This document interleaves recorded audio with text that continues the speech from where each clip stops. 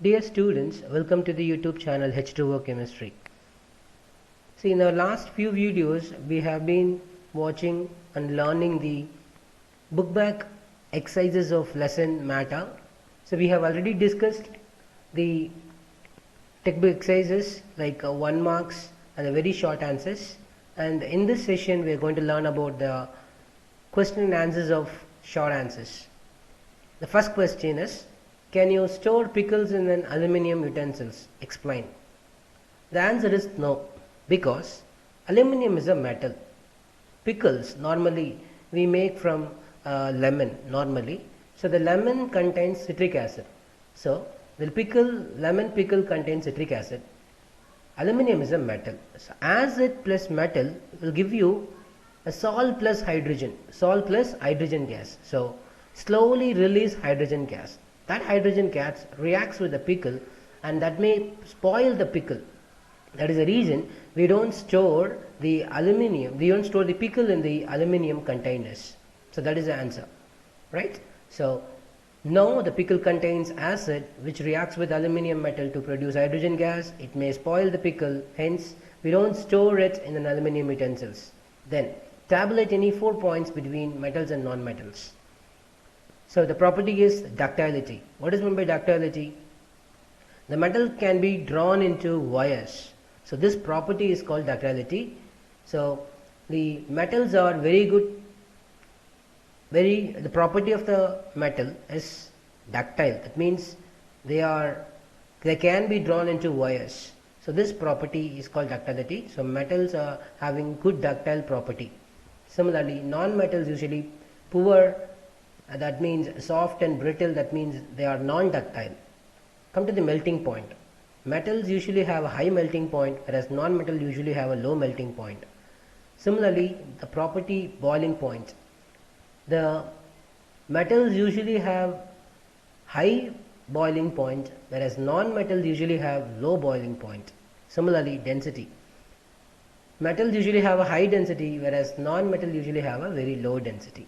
So this is the answer for the second question. Come to the third question. Define tensile strength. So whenever you come to this tensile strength, imagine that in a thread, when you hold a stone, the weight it holds or the strain it's hold without breaking. So that point is called tensile strength. So you might have watched a construction sites, a large concrete blocks are lifted by a chain. So the chain has a high tensile strength. Usually the chains are made up of metals or alloys. So that's what the idea here. So the metals have the capacity to withstand strain without breaking. So this property is called tensile strength. Okay, next question, fourth one. Why are utensils made up of aluminium and brass? Okay, normally aluminium and brass, both are, brass is nothing but copper plus zinc. So these two metals are mixed together to make this alloy. Aluminium is a metal. Now, what do you understand? All this is a very good conductor of heat. So normally with the utensils what we do, we prepare food. So we usually heat it, right? So what we can understand is very simple. The aluminium and brass is a very good conductor of heat. So we use it as a utensils to prepare food. Additionally, these utensils are coated inside with the tin alloys to prevent the reaction between the aluminium and the food item. So that is the reason we use aluminium and brass. So that is the answer. To make utensils, aluminium and brass can be used because they are very good conductor of heat, and the metal utensils are coated with the tin alloys inside to prevent any reaction between food and metal. So this is an answer. The next question is, define alchemy. It's a very important one. So the chemistry comes because of this process, alchemy. Now, it's an origin, I can say. The process of converting a less valuable metal like iron or any other metal into gold. So main target is to convert the metal into gold using the philosopher's stone. So it is now confirmed that there is no such a substance called philosopher's stone. So what is meant by alchemy? The process of converting less valuable metal into gold using philosopher's stone is called alchemy. So This process is called alchemy. Now, next one.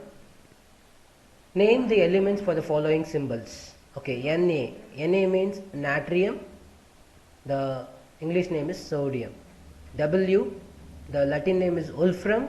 The English name is tungsten. Ba. Barium. Al. Aluminium. U. Uranium. Okay, next one. Seventh one.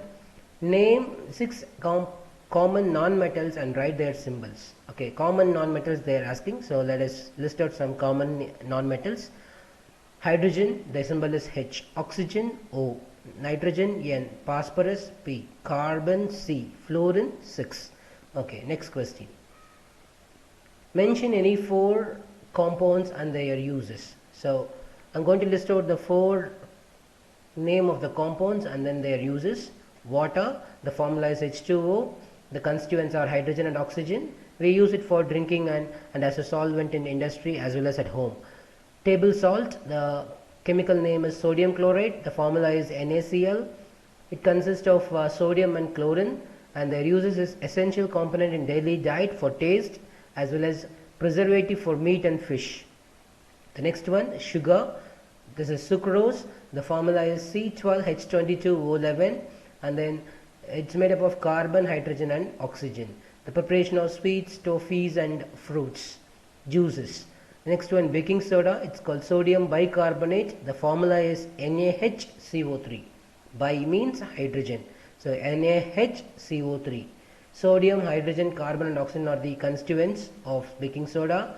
They are used in the fire extinguishers, preparation of baking powder and preparation of cake and bread. Now, let's go to the next one. That is 8th one. Mention 9th one. That is mention the metal that are used in jewelry. We know very well gold, silver and platinum are usually used in the making of jewelry. Now, next question. Mention the uses for the following compounds and baking soda. First one, baking soda, bleaching powder and quicklime. Okay, baking soda is a sodium bicarbonate, NaHCO3. Sodium, hydrogen, carbon and oxygen are the constituents. Uses, it's used as a fire extinguisher and baking powder and preparation of cakes and bread. Next one, bleaching powder. The name is calcium oxychloride. The chemical formula is CaOCl2. The constituents are calcium, oxygen and chlorine. Is used as a bleaching agent, disinfectant and sterilization of drinking water. The next question, the next one is quicklime. Calcium oxide, that's nothing but CaO. It's made up of calcium and oxygen. It's mainly used in cement and glass, and it's normally used for whitewashing too. So these are the questions discussed in the lesson matter. I hope this session will be very interesting and you might have understand this. So we will see the other book back question in our next video. Thanks for watching. If you like this video, subscribe and click the bell button to get the notifications. Like this video and share it to your friends. Let them learn. Thank you so much.